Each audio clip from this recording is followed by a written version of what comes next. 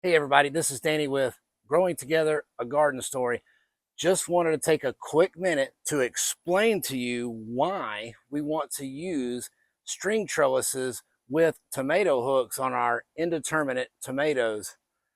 I've got a prime example of how it works and why we use it. So come with me as we venture into my one raised bed that I still have some indeterminate tomatoes growing in. You look here, these are some of the clips. I'm using two different kinds. I'm using the double hook as well as the one with the little wheel on them. I like them both, to be perfectly honest with you.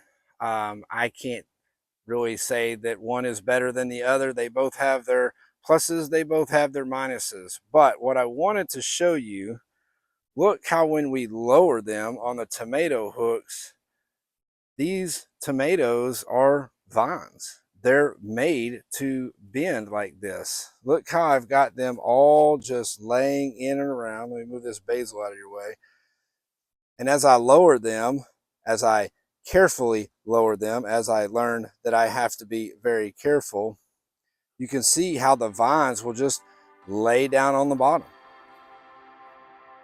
And that way we can keep the tops where we can, one, reach them, two, keep them covered with shade cloth so that they're able to continue to grow.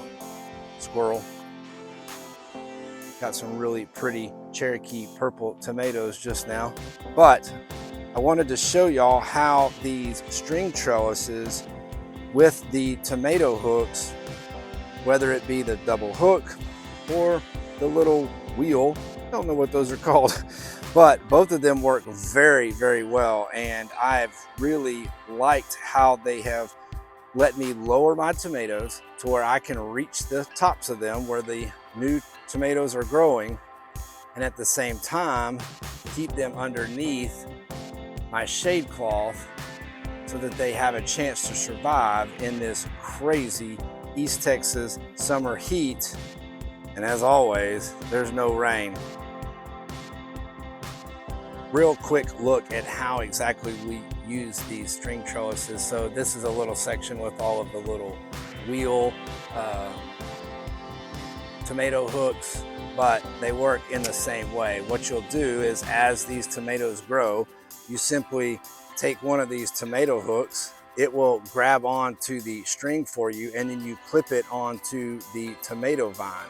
And then you go up a little bit further as it grows a little taller, and you do it again, and you do it again, and you do it again. And as you lower it down, you will continue to clip the top of the tomatoes to that tomato string, and that it helps support them, and it allows you to be able to lower them in a manner so that you can maintain them.